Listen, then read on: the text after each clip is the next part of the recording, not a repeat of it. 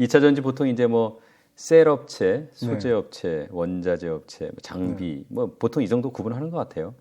각 부문별로 뭐 간략한 이제 뭐 지금까지 시황 올해 또 앞으로 2, 3년 정도 업황은 어떨지 뭐 더 긴 기간 뭐 생각이 있으시면 좋고요. 간단하게 한번 정리 좀 해봤으면 좋겠어요. 그냥 배터리 산업 자체는 저는 향후 한 20년간은 굉장히 강력하게 성장할 거다 이렇게 생각을 합니다. 특히 향후 10년 동안은 뭐 기울기가 진짜 매년 이럴 것 같고요. 그 중에서도 투자 관점에서는 향후 5년 정도는 정말 맹렬히 열심히 투자하셔야 된다. 저는 그렇게 생각하는 사람이고요. 그렇게 보는 이유는 뭐 10년, 20년 성장하더라도 그 성장에 대한 기대감은 향후 5년 중에 많이 받을 가능성이 높다고 생각을 합니다. 이제 많은 부분 당겨받겠죠. 당겨받으니까. 네.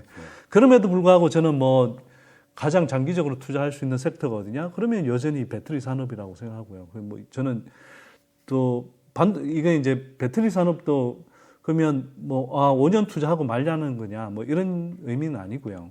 예를 들면 반도체 산업도 계속 20년, 30년 성장하면서 뭐 삼성전자, 하이닉스만 봐도 많이 성장했지만 그게 아니라 거기에 속하는 뭐 소부장 업체들 중에서도 그 뭐 언제부터 시작해서 막 수십 배 성장한 기업들이 계속 나오잖아요. 그게 그리고 새로운 기술 적용하면서 또 새로운 장비 적용하면서 새로운 소재 적용하면서 또 그때마다 각광받는 소재, 부품, 장비 기업들 계속 나왔거든요. 그러면서 그 회사들 주가가 10년 뭐 10배, 20배씩 간 기업들이 여러 나왔습니다. 뭐 동진세미캠, 뭐 리노공업 뭐 이런 회사만 생각해봐도 그렇고 하나머티리얼스 뭐 이런 회사들 그런 회사들 줄기차게 나왔거든요. 2차 전지 산업도 그렇다는 거예요. 제가 이제 말씀드린 건 전체 산업 자체가 뭐 향후 5년 동안 투자할 관점에서 가장 가파르게 성장하겠지만 그 시기가 지나가도 뭐 10년, 20년 지나가면 갈수록 계속 이 섹터에 관심을 가지고 있으면 커지는 산업 속에서 그 시점에서 다시 뭐 향후 10년 지난 시점에 다시 몇 년 동안 막 5배 뛰고 10배 뛰는 기업들이 저는 속출할 섹터라고 생각하거든요. 그래서 제가 10년, 20년 꾸준히 관심을 가지고 투자하시면 좋겠다 이런 말씀드린 거고요. 이렇게 말씀드린 배경에는 특히나 이제 배터리 산업에서 한국 배터리 산업이 이제 성장할 수 있는 시장이 올해부터 본격적으로 열린다.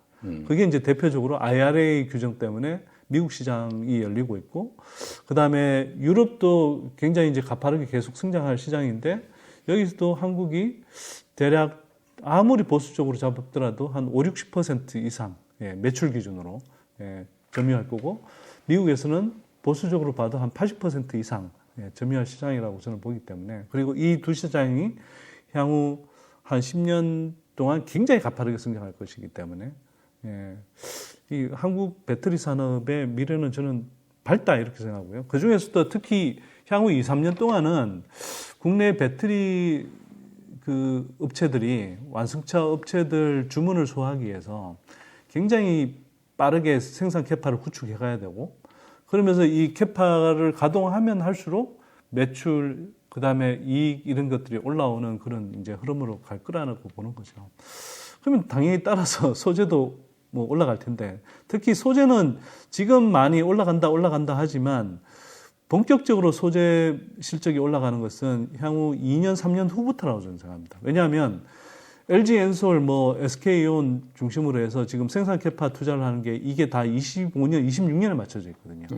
이 이유는 기본적으로 전방 고객사인 완성차 업체들이 전기차들 이제 쏟아내면서 이제 보통 차종을 이제 개발해서 이제 출시할 때까지 한 3, 4년 걸리지 않습니까? 그럼 그게 이제 2025년, 26년 이후로 이제 다 맞춰져 있기 때문에 그렇게 가는 거고요. 그러면 그때부터 이제 본격적으로 생산 캐파를 돌려서 이제 계속 가야 되는데, 그러면 그때부터 소재는 본격적으로 더 들어간다는 거죠. 그래서 소재 산업의 이제 성장성은 뭐 훨씬 더 많이 남았다 이렇게 보는 거고요. 그 다음에 장비는 거꾸로 한 향후 이제 2, 3년 또는 3, 4년 정도가 투자에서 되게 중요한 고비다. 왜냐하면 이렇게 생산 캐파를 대규모로 이제 구축해 가는 단계에서 예, 장비가 발주가 많이 나올 것이고, 그러면 그때 이제 장비는 그 뭐 수주와 실적 증가에 이제 핵심적인 모멘텀들이 생길 거다. 이렇게 이제 생각하는데, 특히 올해 상반기까지는 장비주들이 잘 못 갔잖아요. 예. 근데 하반기부터는 저는 장비주들이 되게 잘 달릴 것 같습니다. 왜냐하면 상반기까지 장비주들이 잘 못 간 이유는 일단 그 실적 자체가 잘 나오진 않았어요. 코로나 때 받았던 그 수주 받았던 것들은 상대적으로 좀 저가로 받은 것들도 많았고, 또 코로나의 이제 그 공급망 이슈, 그 다음에 이제 운송 등의 이슈들 때문에 사실 실적 인식이 이제 계속 지연됐거든요. 그랬던 것이 이제 하반기부터는 본격적으로 이제 좀 좋은 수주 받았던, 예, 양질의 수주를 받았던 것들이 매출로 인식되는 시점이 이제 도래하면서 실적이 이제 우상향하는 구간이 본격적으로 이제 다가오고, 그 다음에 수주도 그동안 뭐 LG와 SK가 이제 발주한다 그러면서 이제 자금난이라든지 또는 뭐 완성차 업체들 간의 이제 완성차 업체들과의 이제 계약이 좀 지연되면서 미뤄졌던 그런 그 장비 발주들이 이제 하반기에는 본격적으로 나올 것 같거든요. 그리고 그것도 멀지 않은 시점에 아마 7, 8월 중에 아마 SK든 LG 쪽이든 많이 쏟아질 것 같은데, 그러면 그 발주들이 나오면 그 장비업, 2차전지 장비업체들 입장에서 보면, 예, 이른바 그 실적과 수주가 동시에 우상향하는 구간으로 이제 접어들기 때문에 저는 하반기부터는 2차전지 장비주들도 좀 많이 뛰지 않을까 이렇게 생각합니다. 우리 저 배터리 아저씨 박순혁 이사님도 네. 내가 산 거는 3년 안에 안 팔겠다 이렇게 네. 공개 약속을 했고, 네. 소장님도 말씀 들어보면은 네. 최소한 2, 3년은 보고 투자하자 네. 이렇게 말씀을 하시는데 네. 뭐 그런저런 이유 때문입니까? 그러니까 저는 뭐 배터리 산업을 워낙 이제 길게 장기적으로 좋게 보고 있는 사람이고요. 특히 구조적 성장주, 2차 전지와 같은 구조적 성장주는 저는 그냥 이거 뭐 몇 개월 바라보고 투자할 대상은 아니라고 생각합니다. 그리고 기본적으로 제 투자의 뭐 기본 방향이 뭐냐면 그냥 몇 개월 투자하고 말 종목이면 예, 투자를 안 한다는 거죠. 왜냐하면 몇 개월 후는 사실 내다보기가 힘들잖아요. 예. 그러니까 모르겠습니다. 저는 뭐 그런 감이 발달 안 해서 그런지 모르겠는데 저는 뭐 내일 주가도 모르겠고 일주일 후 주가도 모르겠고 한 달 후 주가도 모르겠어요. 몇 달 후까지도 심지어 잘 모르겠습니다. 근데 이거는 있는 거죠. 제가 갖고 있는 투자에 관해서 갖고 있는 강력한 믿음 중에 하나는 주가가 상승하는 모든 기업의 실적이 좋아지는 것은 아니지만 네, 실적이 좋아지는 대부분의 기업들의 주가는 상승한다. 예. 그게 시간의 문제일 뿐이지. 이렇게 생각하거든요. 근데 뭐 예를 들어서 향후 5년 안에 뭐 몇 배가 성장할 기업도 분기별로는 또는 월별로는 실적이 들쭉날쭉 할 수 있죠. 그렇죠. 예, 주가도 들쭉날쭉 할 수 있습니다. 근데 저는 향후 한 2, 3년 정도 내다보고 예, 실적 추정을 해봐서 이게 지금보다 한 2배, 3배 이상 그 실적이 증가할 수 있다라고 본다면 거기에 비례해서 주가도 최소 2, 3배 정도는 오를 수 있지 않을까 이렇게 보는 거고요. 그러면 2배, 2, 3년에 걸쳐서 뭐 2배, 3배, 4배 정도 오를 수 있다라고 생각하면 투자하는 거죠. 예. 보통 뭐 사람들이 연간 수익률이 뭐 20%만 돼도 좋다 이렇게 이야기하는데 예, 2년을 내다보고 예를 들어서 3배가 상승할 수 있다 그러면 그거 어마어마한 수익률 아닌가요? 예. 근데 그를 잠재력이 보이는 기업들이 있다라고 하면 그런 기업들이 예, 그런 기업들에 투자해서 뭐 꼭 뭐 2년 안에 3배가 된다는 보장은 없지만 어떤 경우는 제가 투자를 해보니 제가 기대한 것보다 더 빨리 오르고 더 많이 오르기도 하고요. 또 어떤 경우는 제가 그렇게 기대를 했지만 그 기대치에 못 미치는 경우들도 많았습니다. 그러나 예를 들어서 제가 정말 추정한 게 대체로 뭐 맞다면 2년 안에 3배의 수익을 올릴 수 있다 그러면 거기에 그럴 수 있는 잠재력이 있는 그런 종목들을 하나씩 골라담아서 한 6, 7개를 예, 포트에 담아서 투자했다. 그러면 그게 앞서거니 뒤서거니 하면서 정말 일정한 수익률을 내주면 그러면서 그게 그 포트 전체가 이제 시간이 지나면서 계속 불어나는 거거든요. 그러면서 부자가 되는 겁니다. 사실은 투자로.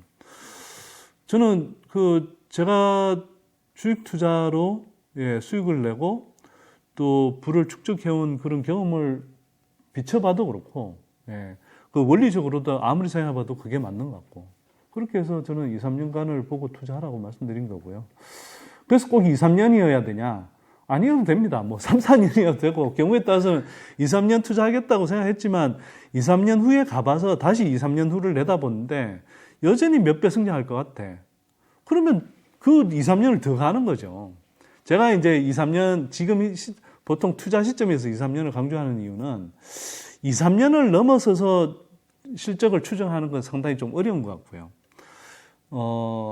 그래서 2, 3년을 말씀 좀 드리는 거기도 하고, 또 한편으로는, 그보다 더 짧을 때는, 예를 들어서 이 투자의 호흡 자체가 너무 이제 짧아서, 충분히 이 회사가 이런저런 실수도 하고, 뭐 중간에 이제 어떤 장애도 발생하겠지만, 그걸 뚫고, 그래도 이 회사가 기대한 대로 가줄 수 있는 기간이 저는 최소 한 2, 3년인 것 같아서 그 정도 지켜보자는 의미로 말씀을 드린 거고요.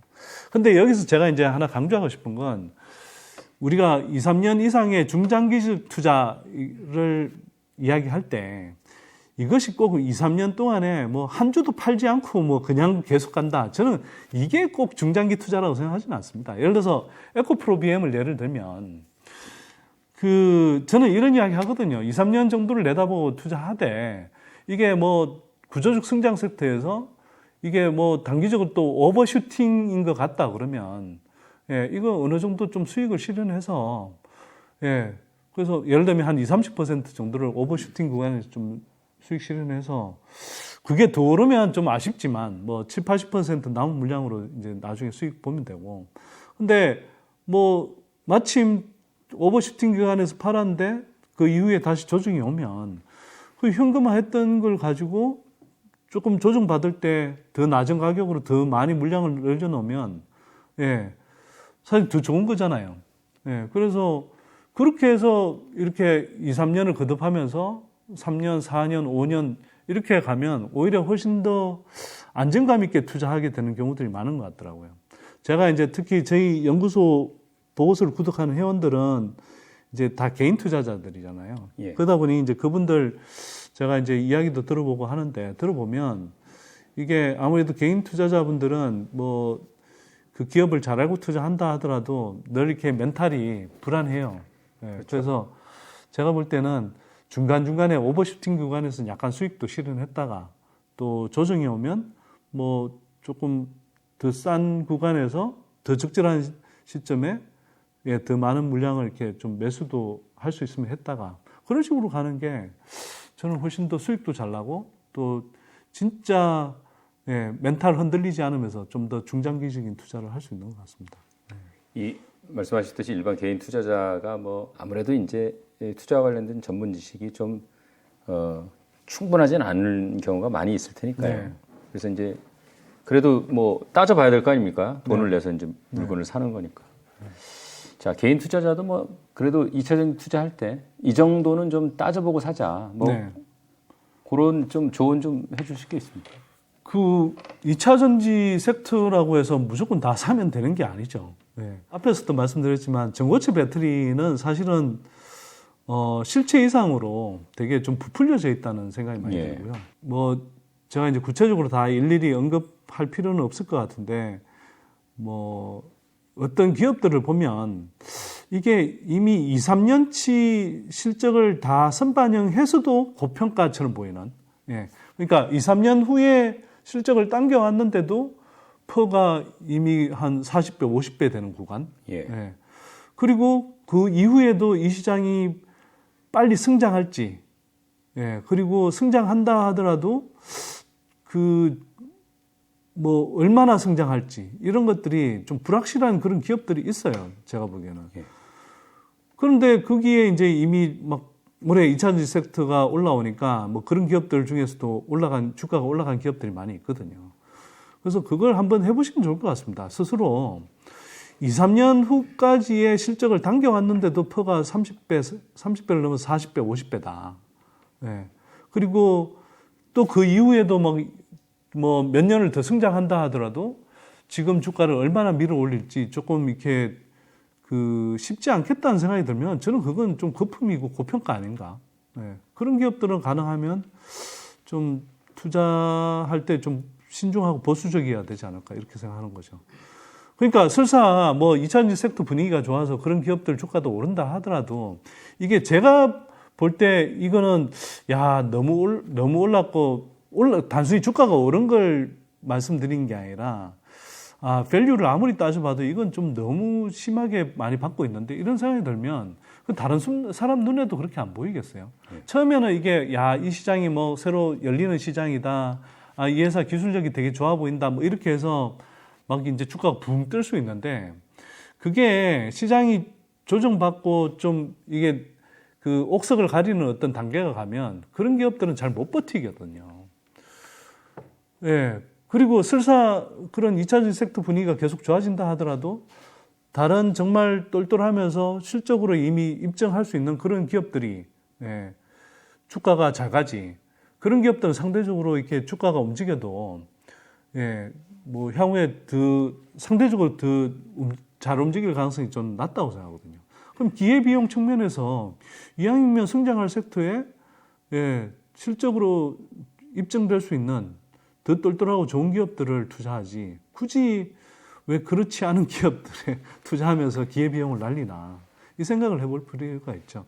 물론 이런 경우는 있습니다. 상대적으로 좀 눈에 띄지 않았고 좀 시총 규모가 크지 않았는데 새로 이제 좀 부각되는 어떤 2차전지 뭐 소재라든지 기술을 갖고 있어서 이 주목도가 높아지면서 이제 단기간에 뛸 수 있죠. 뭐 그런 기업들을 만약 여러분들이 이 방송을 보시는 분들이 좀 통찰력이 있어서 또는 해안이 있어서 미리 선점해서 투자하고 있다면 뭐 그런 건 괜찮을 수 있는데 이미 그런 것들이 이미 어느 정도 시장에 알려져서 이미 충분히 올랐고 그런 상태에서 향후 2, 3년 지나고 3, 4년이 지나더라도 실적으로 뒷받침되지 않을 것 같으면 그런 회사의 주가는 사실 잘 움직이기 어려울 것 같거든요.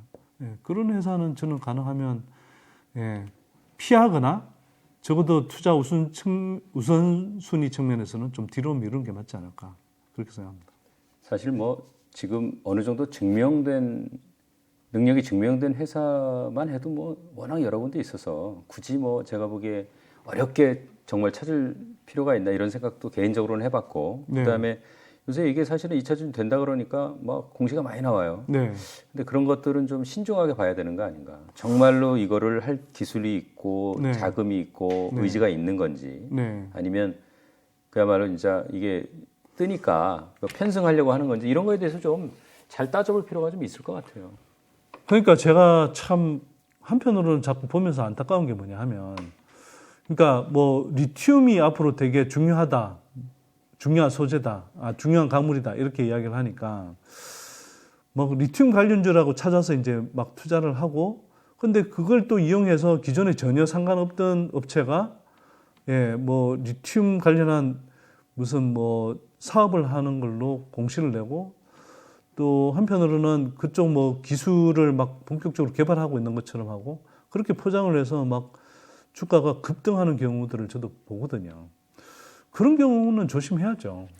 그런데 이게 많은 분들이 좀 옥석을 가리실 수 있어야 되는데 이걸 많은 분들이 그냥 2차전지 좋다라고 하니까 한편으로는 급도 없이 그냥 또 한편으로는 기존에 이제 뭐 주요 플레이어들, 뭐 에코프로나 에코프로 그룹, 뭐 에코프로 BM이라든지 또는 뭐 포스코 퓨처엠이라든지 이런 기업들이 이제 단기간에 많이 올라 있으니까 그러면 아직 안 간 기업 없나 이렇게 이제 찾다가 그런 기업들이 이제 이런 시장 분위기가 뜨거워지는 걸 이용해서 막 이제 새로 진입한다고 막 하니까 뉴스를 막 만들어내고 막 하니까 거기에 또 혹해서 투자하시는 분들이 많은 것 같더라고요. 저는 진짜 안 그랬으면 좋겠습니다. 그게 뭐 잠시 잠깐은 그렇게 갈 수 있고 잠시 잠깐은 시장을 속일 수 있을지 모르겠는데 그런 회사들은 뽀록 나거든요. 그리고 그런 회사들 특징 중에 하나는 기존의 사업이 정말 형편없이 망가진 회사들 많습니다. 실적이 안 나고 심지어는 적자 나기도 하고 또 대주주들이 무슨 작전 세력처럼 보이는 그런 대주주들이 어느 뭐 이름도 듣도 보도 못한 그런 이제 뭐 어떤 그 사모펀드라든지 뭐 투자 회사를 만들어서 갑자기 들어오고 그렇게 해서 뭐 대표를 갈아치우고 네, 그런 다음에 이제 어떤 뭐 새로운 2차 전지 관련한 사업에 뭐 진출한다고 공시를 내고 이런 패턴들이 많은데 사실 작전주의의 아주 전형적인 패턴이거든요. 그런 것들이. 그 작전주로 의심되는 종목들이 상당수 있습니다. 특히 리튬 관련주들 중에. 예. 그래서 또 뭐 리튬 관련주까지는 아니지만 전고체 테마를 이용해서 뭐 그렇게 작전을 하거나 적정까지는 아니어도 회사를 막 띄우려고 하는 그런 세력들이 개입된 있는 거 아닌가 싶은 그런 기업들이 상당수 있어 보이거든요. 저는 그런 건 피해야 된다고 보는 거죠. 네. 아니 근데 뭐 예를 들어서 에코프로 BM만 하더라도 향후에 지금 뭐 올해 10조 가까운 매출을 할 거고 여기서 뭐 4, 5년만 지나도 40조, 50조 할 회사인데 굳이 이런 좋은 회사를 놔두고 뭐하러 그렇게 투자하는지 모르겠습니다. 예를 들어서 우리가 그런 이야기 하잖아요. 예. 애플의 최대 수주는 그냥 애플이고, 예. 구글의 최대 수주는 구글이고, 테슬라의 최대 수주는 테슬라죠. 그냥 테슬라가 시장을 선도하고 그 앞서가면 그냥 테슬라를 투자하면 되는 것이었고, 예. 애플이 정말 잘 나가면 애플을 투자하면 되는 것이었고, 아마존을 투자하면 되는 것이었는데, 굳이 그렇지 않고 막 변방에 이제 종목들 찾아다니다가, 예, 심지어는 전혀 그와 관련돼 있는 실체도 없는 그런 뭐 테마주의나 작전주의에 끌려 들어가서, 예, 운 좋게 뭐 빠져나오면 다행이지만 그렇게 끌려 들어가서 막 마이너스 50%, 60% 손실 보는 경우들이 허다하거든요. 예. 예. 뭐하러 그런 위험을 합니까? 이게 주식은 투자하는 것이지 투기하는 게 아니거든요. 도박하는 것도 아닙니다. 스릴감 느끼려고 뭐 주식 투자한다? 그러려면 그걸 왜 주식 투자를 하나요? 그냥 뭐 동남아 같은 데 가서 빠진걸 하든 예, 갬블링을 하는 게 맞지. 왜 주식 투자를 합니까? 주식 투자는 많은 사람들이 예, 그 근로소득만으로 좀 한계가 있다고 생각하니까 또 한국의 경우는 이제 복지 시스템이 여전히 취약하다 보니까 그 불안한 노후를 어떤 식으로든 개인적으로 이렇게 좀 자구 노력을 통해서 그 노후 대비를 해보려고 하는 거잖아요. 예, 그 방편으로서 주식 투자도 하는 것일 텐데 뭐 돈을 어쩌면 잃을 수도 있고 어쩌면 딸 수도 있는 그런 식의 도박을 하는 게 아니라 정말 좋은 기업들을 잘 골라서 자기가 충분히 안 상태에서 그 기업의 주가가 예, 중장기적인 관점에서 싸거나 또는 합리적인 구간에서 투자하면 그리고 뭐 서재영 대표님 머니 온라인도 이제 잘 출연하셔서 많이들 아실 것 같은데 그 시간에 기대서 그냥 투자하면 되는 것인데 그러면 대부분의 경우에는 수익이 나고 부가 쌓이는데 왜 그렇게 편하면서도 정말 노후를 든든히 할 수 있는 방법을 놔두고 무슨 투기하듯이 도박하듯이 그렇게 투자하는지 저는 이해를 못하겠습니다. 그렇게 좀 안 하시면 좋겠어요, 진짜로. 요거 좀 일반 개인 투자자들이 정확하게 이해를 할 필요가 있을 것 같아요. 그래서 제가 이제 출연하셨으니까 여쭤보는 건데 최근에 이제 자 분산 투자보다는 집중 투자를 해야 부자가 된다. 워렌 버핏도 그렇게 하고 있다. 개인 투자자들이 이 말 뜻을 좀 정확하게 이해할 필요가 있을 것 같아요. 네. 어떤 뜻입니까?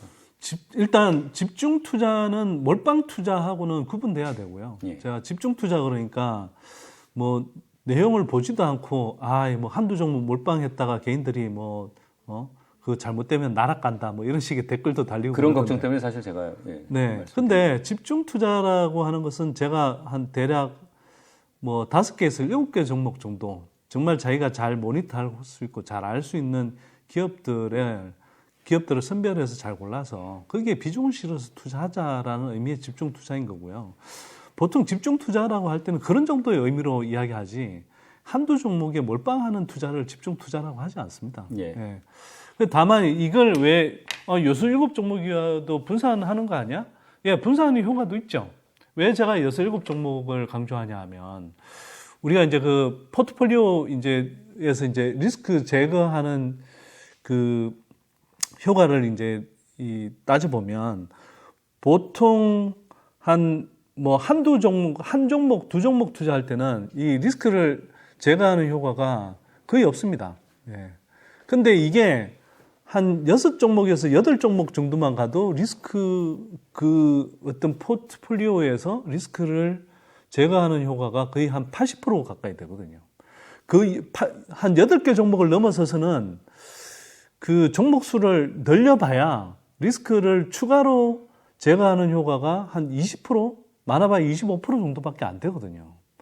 근데 이 종목 수를 너무 많이 이렇게 분산을 시켜버리면 어떤 효과가 발생하냐. 리스크를 분산하는 효과도 생기지만, 예, 수익도 분산을 해버리거든요. 그래서 개인 투자자들이 의미 있는 수익을 못 냅니다. 그리고 워렌 버핏이 강조했지만, 진짜 리스크를 줄이는 방법은요, 종목 수를 늘려서 줄이는 게 아니고요. 예, 자기가 잘 아는 종목을 담아서, 예, 리스크를 줄이는 겁니다. 그래서 워렌 버핏의 유명한 말 중에 하나는 리스크라는 것은 자신이 무엇을 하는지 모르는 데서 온다라고 했거든요.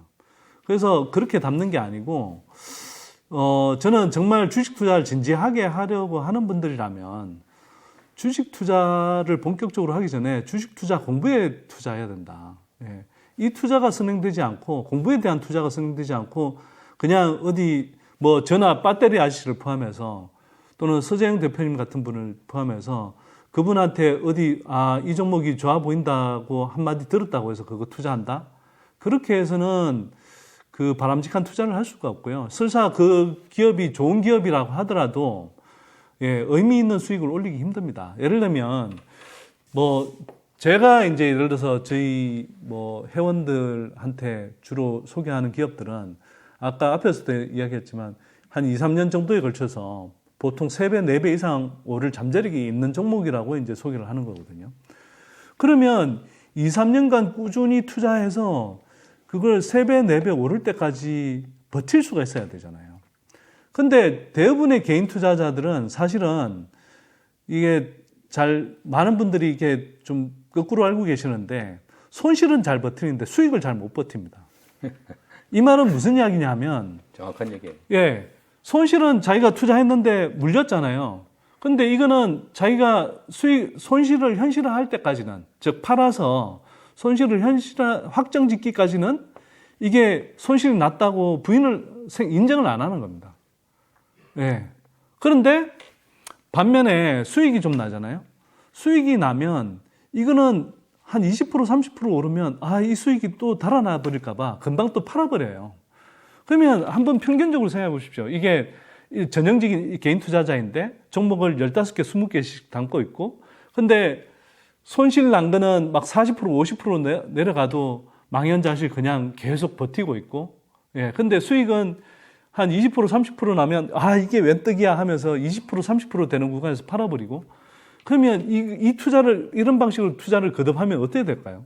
손실은 마이너스 40%, 50% 나는 게 있고, 수익은 20%, 30% 나는 거에서 잘라버리고, 그리고 이걸 이제 계속 반복한다 그러면 이게 시간이 지나도, 예, 복리의 마법이라는 걸 전혀 누릴 수가 없고요. 오히려 손실이 누적될 가능성이 높은 거죠. 근데 이 기업을 잘 알고 투자하게 되면 어떤 효과가 발생하냐. 20%, 30%에 거치는 게 아니라, 이 회사가 내가 볼 때는 예를 들어서 에코프로 BM이 지금도 많이 올라있지만 향후에 매출이 다시 지금보다 4배, 5배 늘 거니까 내가 그냥 3, 4년만 버티고 있으면 매출이 늘어나면서 지금보다 주가가 또 몇 배로 뛰겠네. 이런 생각을 하고 버틴다고 치자고요. 그런 사람이랑 에코프로 BM 주가만 보고 이미 많이 올랐네. 그래서 여기서 조금 투자했는데 이게 올라서 한 30% 수익 났어. 이거 많이 올랐으니까 지금 팔아버려야 되는 거 아니야? 그런 사람이랑 3년을 버텨서 다시 여기서 3배, 4배 더 가는 수익을 올릴 수 있는 사람이랑 어떤 사람이 수익이 크겠냐는 거죠. 그래서 제가 말씀드리는 건 뭐냐면, 사실은 많은 분들이 좋은 종목을 알면 돈 번다 이렇게 생각하는데 그게 아니고요. 좋은 기업을 물론 아는 것도 되게 중요하고, 하지만 그 좋은 기업을 잘 알고 그걸 가지고 충분히 자기가 그 신뢰를 가지고 투자해서 그리고 중간중간에 계속 모니터 해가면서 그렇게 해서 비중을 실어서 투자해서 그게 3배, 4배 올라가면서 자기의 어떤 주식 포트폴리오의 전체적인 예, 그 자산 가치가 혈을 거듭할수록 계속 누적적으로 이렇게 올라갈 때, 증가할 때, 그게 의미 있는 부가 되는 거거든요. 예, 그래서 이 원리를 깨쳐야 됩니다. 예, 주식 투자를 진지하게 하시는 분들은 이 원리를 깨치지 않고는 진짜 의미 있는 부를 축적할 수가 없어요. 예, 주식 투자는 정말 엄청난 잠재력을 주고 있는 거거든요. 주식 투자는 뭐 예를 들어서 하나만 말씀드리면 많은 분들이 주식 투자라고 하면 하이 리스크 하이 리턴, 뭐 로우 리스크 로우 리턴 이렇게 생각을 해요. 그러니까 저위험 저수익이고 고위험 고수익이라고 생각하고 그래서 수익을 많이 내려면 위험을 많이 무릅써야 된다고 생각하는 거거든요. 근데 제가 주식 투자를 해보니까요. 예, 주식 투자에 관한 이거 전혀 다른 말입니다. 오히려 저위험 고수익이고 고위험 저수익인 경향이 많습니다. 이걸 예를 쉽게 들어드리면 여러분들이 에코프로 BM이라는 회사를 계속 예전부터 잘 알고 계속 꾸준하게 추적을 해왔으면 지난해 에코프로 BM이 실적이 3배 성장하는 동안 주가는 오히려 연초 대비 주가가 빠졌거든요. 그러면 지난해 에코프로 BM이 한 9만 원 선에서 머물렀던 구간도 있었습니다. 지난해 하반기에. 저도 그렇고, 배터리 아저씨도 그렇고, 그때 이렇게 조정받을 때 열심히 사모으라고 제가 이야기를 했었거든요. 왜 그렇게 말씀드릴 수 있었냐면, 이거야말로 저위험 고수익 구간으로 보이는 거죠. 그러니까 그 구간에서는 주가가 충분히 조정을 받았고, 실적은 3배나 증가했는데 주가가 오르기는 커녕 오히려 조정을 계속 받았고, 그 다음에 조정을 충분히 받았기 때문에 이 앞으로 건실하게 성장할 회사가 추가로 하락할 가능성은 별로 없고 하락한다 해도 그 폭은 굉장히 제한적이고 근데 이 회사는 2년, 3년, 4년을 내다보면 계속 실적이 성장할 회사이기 때문에 업사이드는 굉장히 열려있단 말이죠. 이거야말로 바로 저위험 고수익 구간이라는 거예요. 그리고 거꾸로 보면 예를 들어서 그 삼성전자가 21년 상반기에 10만 전자 간다, 11만 전자 간다 막 그럴 때 그때 삼성전자가 이제 삼성전자를 샀으면 그때는 시장이 막 흥분하고 막 와와 할 때 실제로 그때 사신 분들 많죠. 예. 근데 그때는 오히려 고위험 저수익 구간인 거예요. 예. 상대적으로 거기서 추가로 올라갈 업사이드는 올라간다 하더라도 10만 원, 11만 원 간다고 해도 20%, 30% 밖에 안 되는 거고. 예, 거기서 근데 이제 보통 반도체 사이클을 잘 보면 고점에 비해서 거의 반토막 가까이 나는 수준까지 떨어지는 경우도 흔하거든요. 그러면 실제로 거기에서 샀던 사람들 중에 진짜 저점까지 갔을 때 삼성전자 거의 마이너스 40%대까지 손실이 났잖아요. 그럼 그런 경우는 사실 고위험 저수익 구간이거든요. 예. 그러니까 고위험 저수익 구간을 피하고 저위험 고수익 구간을 중심으로 투자하면 되는 겁니다. 그래서 이게 이렇게 말씀드리면 저게 너나 보이지 이렇게 생각할지 모르겠는데 한 기업이라도 이 방송을 보시는 분들이 열심히 스터디 하셔서 계속 보시다 보면 이 회사는 펀더멘털이 탄탄하고 향후 실적이 성장할 것 같은데 어떤 이유로 갑자기 주가가 빠져서 그게 시장 상황 때문이든 또는 이 회사에 대한 시장의 일시적인 오해 때문이든 주가가 확 빠지는 구간들이 또 있거든요. 예, 그럴 때 열심히 매수하시면 그때는 그냥 당장 일주일 후 한 달 후에 당장 수익이 날지 모르겠지만 1년, 2년 기다린다고 생각하면 큰 수익이 나는 구간들이 늘 보이거든요. 그렇게 투자하시면 됩니다. 근데 그렇게들 안 하고 다들 반대로 투자하니까 대부분 손실이 나는 거거든요. 그래서 저는 그렇게 투자하기를 권합니다. 에코프로 BM 같은 경우는 사실은 이 사업 구조가 양극재 사업으로 단순하잖아요. 그리고 이 회사는 밸류에이션이 굉장히 저는 쉽다고 생각하거든요. 지금 올해 매출 한 10조 원 정도 예상이 되는데 이게 그 18만 톤 생산 캐파를 풀가동하지도 않은 상태에서 올린 실적이거든요. 그렇게 따졌을 때 이 회사의 가치는 얼마나 더 올라갈 수 있을까? 저는 상당히 올라갈 여력이 더 많이 남아있다고 생각합니다.